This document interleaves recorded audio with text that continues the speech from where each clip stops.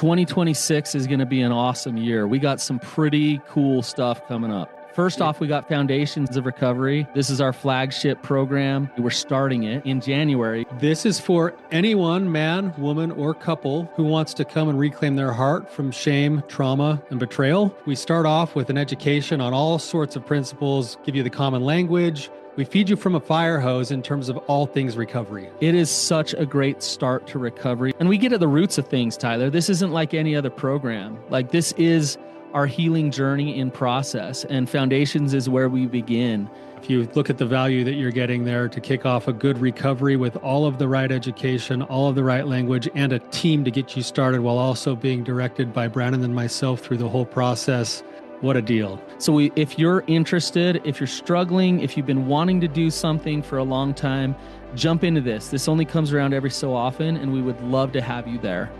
Click the link in the description to sign up for it. And to make it even sweeter, we're also including a raffle for a free pass to the Radiant Dawn retreat. Anyone who signs up for Foundations will be added to the raffle for that free Radiant Dawn pass. If you're a man and you sign up for Foundations, your name still gets entered, and you can give that pass away if you win it to any woman that you want to.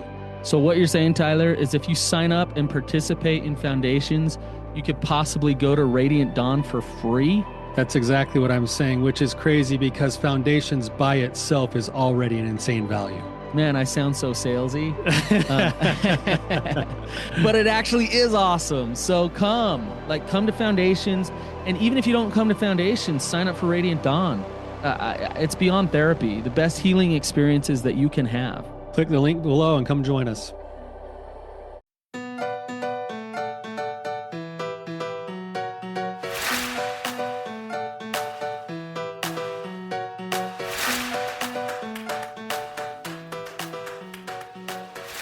Hey guys, this is Brannon, the host of the Ask Brannon Anything show. This is the show where we take the most awkward, difficult, challenging questions that are keeping you stuck in your relationships and stuck in your addictions. We break them down, we discuss them, we validate you, we give advice, and we empathize. And most importantly, we help you find truth so you can get unstuck. If you have a question, whatever it may be, go to brannonpatrick.com and submit a question there for the show. What's up, guys? Welcome to Ask Brannon Anything. I want to start by reminding you that if you have a question for me, that you can go to brannonpatrick.com and you can enter a question there. And don't hold back. Ask me a question about anything. I don't shy away from the hard. I enjoy the hard topics and the most challenging and the most difficult. One thing to understand is sometimes the answer that you get might not be the answer that you want. And sometimes the answer to questions are not necessarily, here's the easy answer, this is what you go do, but it's about engaging in a process of healing and change. So I'm happy to talk about those things, to illustrate those things, to give you guidance as to what that process may look like. So if you're stuck, if there's issues that you have in your relationship, there's issues that you're having in your recovery from addiction, if there's issues that you're having interpersonally about shame and depression and things like that, then shoot me a question, and I'm happy to give you my 2 cents as to what I think will be helpful for you. So before I jump in today, I want to read a review that I got, which totally made my day, by the way. It says, Brannon Patrick is indeed an expert in many areas, but he comes across as relatable and human. He touches on many topics that others shy away from, but yet are so important to shine a light on. He puts forth ideas and concepts in plain and simple ways. It truly feels like he wants each individual who listens to benefit from the things he has learned in his life, and also in his experience as a therapist. I have gained valuable knowledge from each and every episode. That really makes me happy because that, I think, encapsulates how I truly do feel. I do what I do because I love people and I care deeply about people, and I'm willing to share my own personal experiences and show you guys that I'm human too, that I'm in this struggle with you. And I learn personally, I've learned a lot professionally, and I've learned a ton by observing other people's struggles as well, and being in the trenches with them as they work through their stuff. And I'm happy to um, use the wisdom that I've gained to help as many people as I possibly can. And that's my goal.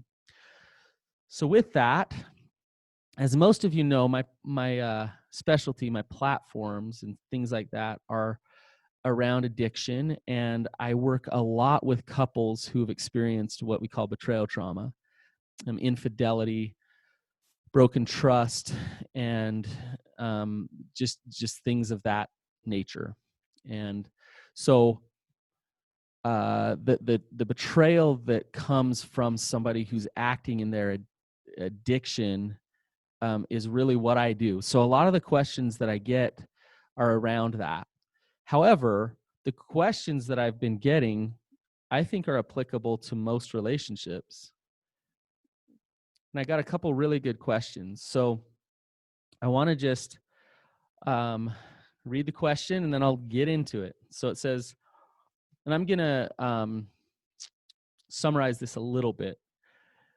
But it says, I'm separated right now because my husband was continuing to betray and deceive and break boundaries of loyalty and fidelity in my marriage. Since separation, he has had so much remorse and talks about wanting recovery, but struggling with hopelessness and motivation. No action has been taken towards recovery, but we both have discussed how we love each other. In an old podcast episode, I've talked about how when there is no love in the relationship, it leads to divorce. Is there a place where there is so much love, but since there is no recovery work, it still leads to divorce? It feels like a really tragic end, but I also know at some point I may have to move on to find happiness. How long do I hang on due to love? Excellent question. The most heartbreaking divorces that I see are the ones where two individuals are still madly in love with each other. Yet divorce is the right answer still. And you look at that and you're like, how? Why? Why would that be the end when people love each other so much? And the reason is because addiction is real. When somebody has an addiction, they may love another person so much, but not be able to maintain and respect their boundaries because of their addiction. They choose the addiction overtakes them, and so they break that other person's boundaries over and over and over again. And the other person has compassion for their struggle, can see why they're doing what they're doing. But if they get really honest with themselves, they realize, I can't live in a relationship like this. And if I'm true to myself, and if I do what's best for both of us, then I have to separate, I have to disconnect, I have to move on, even though I love you still. What's really hard is one of the best things you may do for your partner is to move on and to have boundaries. Because if you sacrifice yourself because you want to avoid the divorce or because you don't want them to feel bad, then you're actually hurting them and you're enabling them in ways. So let me give you some examples. Well, I think the obvious example here is fidelity. You know, I would say I have a boundary that I value fidelity. It's really important to me. If my wife were off, messing around with a bunch of other men, and it was because she had an addiction and she was struggling, but I loved her a lot, I still don't think I'd be able to stay in a marriage with her. I could still love her. We could still be good friends, but I don't think I could stay married to her if she were continually unfaithful to me, and deceitful and lying to me. I could still love her. I could still have compassion for her. I could still connect to her, even on a soul level. I could see her pain, and why she was doing what she was doing. And I could not take those things personally and really love her for who she is. And but at the same time, in order for me to love her and be close to her, I've got to love myself, and I've got to protect myself and know who I am. And if I won't do that, then I'll end up feeling used, taken advantage of, resentful, and hurting over and over again. It never, ever works to sacrifice yourself for the relationship, for a healthy relationship. That never works. To sacrifice yourself for a healthy relationship. In fact, the opposite is what a healthy relationship is, where both people come to the table empowered and knowing who they are and being able to fully express who they actually are in the relationship. There's not that dilemma. It's not, oh, I have to give in so that we can make this work. It's, I get to be me in this relationship. That doesn't mean that there's not negotiation and there's not compromise in the relationship. But you don't have to say, I have to give up me in order to be in the relationship. And I just want to empathize a little bit here with this question, because it is heartbreaking. It's gut-wrenching. It's really, really hard to say, look, I need you to go, even though I really love you. But I've got to be honest with you, this doesn't work for me. It's hard. I never counsel people to get divorced or to not get divorced. I believe that's a decision between them and God. But what I would say is to definitely be willing to own your truth no matter what. And if the relationship or the partner is putting those truths in jeopardy and wanting you to acquiesce and drop them so that you can stay in a relationship with them, then that's not okay. Okay. And that's really hard. I do want to say that it's awesome, and this is a really hard thing to do. It's awesome that you can still see him through a lens of love and have compassion for him, even though he has hurt you.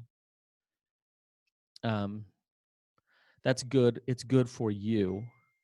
Not just for him. I'm not saying that because that's good for him and you can still love him. It's good for you that you don't have that those really hard feelings of resentment and anger in there. And I'm also saying it's not a bad thing if you do. If you've been betrayed and you've been hurt and you have those feelings of resentment and anger, that's okay too.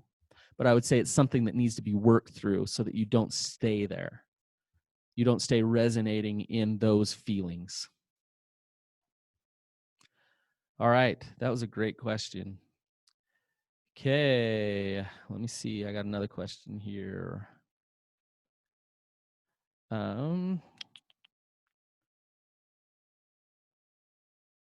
It's right there. Okay, so the question is, listening to your episode on shame. So she was listening to the episode, or he was listening to the episode on shame that me and my brother Tyler did, which, by the way, was full of good nuggets of content and thoughts about shame resiliency. Loving it. It raised a question for me.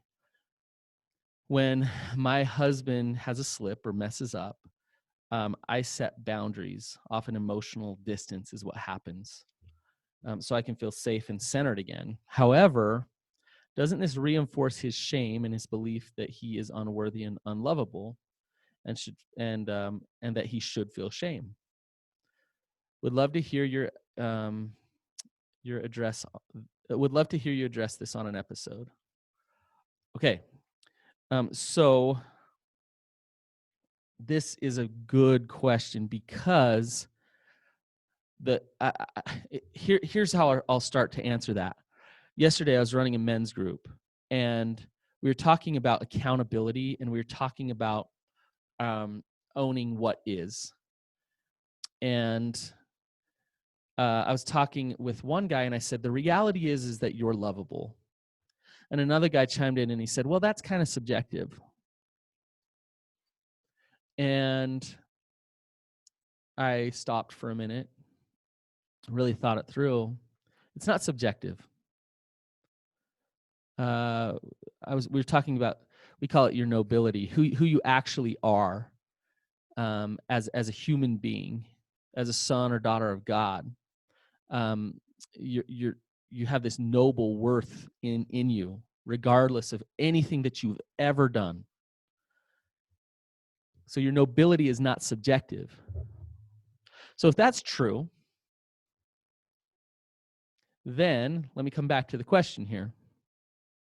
If your nobility is not subjective, which means that your worth is eternal and it's profound and it's not contingent upon your doing, then this is an interesting question, because my worth as a man does not come from my wife. My worth as a man does not come from my wife being happy with me or unhappy with me. And my lovability or my worthiness for love does not depend upon her approval and her saying, yay or nay, you're good enough, I love you. My resiliency to my shame does not in any way go through her. And it's important that I know that. Because if I'm waiting for her to give me approval of who I am, then I'm using her. I'm consuming her. I'm looking to her to fulfill me as a person and as a man. It's healthy in a relationship, especially one with addiction and things like that, that I know how to stand on my own 2 feet. So when you're dealing with something like sex addiction, it's actually okay and good for a spouse to be upset if they feel cheated on, hurt, or betrayed.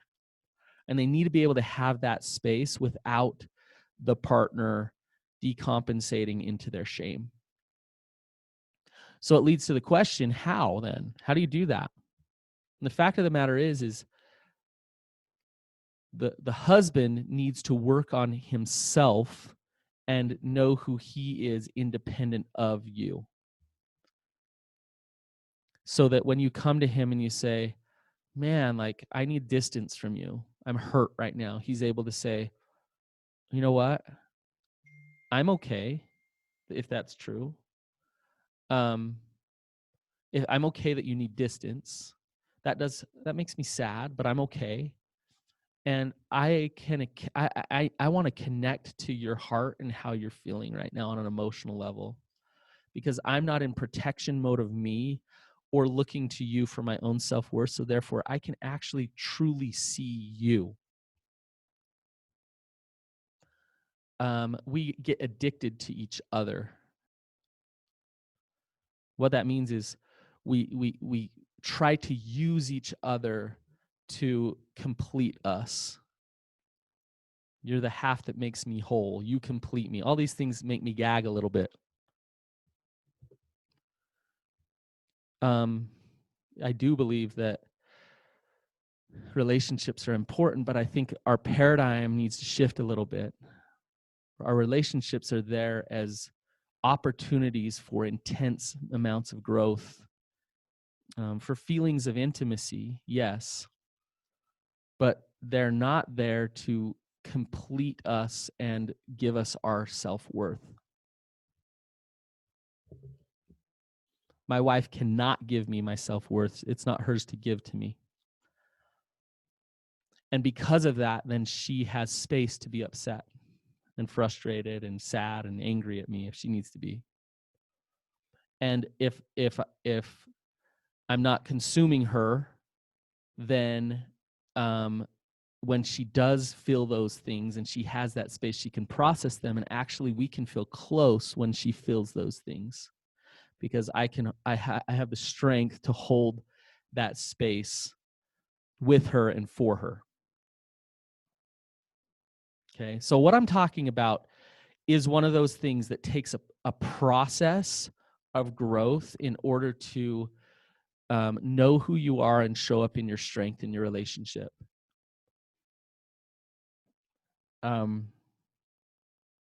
So I would say, as a wife, continue to be honest with him about how you feel and where you're at, and allow him to figure out how to be resilient to his shame and how to deal with that on his own. That's his job. It's not your job to caretake for him. Okay. So yeah, excellent question. You guys, there's this important thing that I think isn't talked about very much in relationships that's really, really essential. And what that is the polarity between the masculine and the feminine. And I'll talk more about this in another episode. But what happens when a man goes to his wife and uses her and consumes her and shows up weak, shows up overly compliant, scared, afraid to face what is, and trying to please her over and over and over again. It creates this dynamic where she becomes his mother and becomes his kind of watchdog, police person, whatever you want to call it. And it's not very attractive. It's not showing up in solidarity, in masculinity. And masculine energy and feminine energy, they don't compete. They complement each other, and both are good. Masculine is more grounded and more steady and logical. Feminine is more creative and free-flowing. And if the feminine is feeling things, that things come up, and the masculine unroots itself and flows in the wind with the feminine trying to fix everything, then it destroys safety in the relationship. And it causes a breakdown with creating real intimacy, desire, and connection. And so oftentimes the feminine will take on the role of the masculine because she's feeling unsafe, because she doesn't feel like there's some steadiness there in the relationship. And so she'll step into that role, and then he'll flip and turn and really not start not showing up as a man in the relationship. So I see this all the time with addiction, because what happens is a spouse doesn't feel safe, so she steps into structure and rigidity and let me set up these systems so that we can feel safe. He's wallowing in his shame because he feels like he's a failure and he's screwing up all the time and he's not good enough. And so he's really resonating in shame and feeling weak.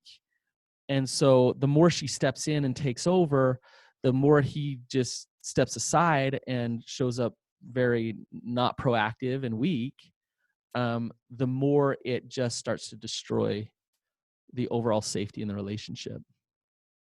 Where healthy polarity in a relationship is for him to embrace his masculinity, for her to embrace her femininity. And as that masculinity is there, the feminine can feel safer and open up and be freer. And the masculine can feel stronger and connected to the feminine. All right, you guys, I will wrap it up there. Hopefully I've given you some nuggets to think about. If you relate to these things, then I'd love to hear your comments and thoughts. Please rate and review the podcast. It's really helpful. That review totally made my day. That review just makes me happy. So thank you for writing it and sharing it. And follow me on Instagram at Brannon_Patrick, and ask me any questions. I'll talk to you guys later. See ya.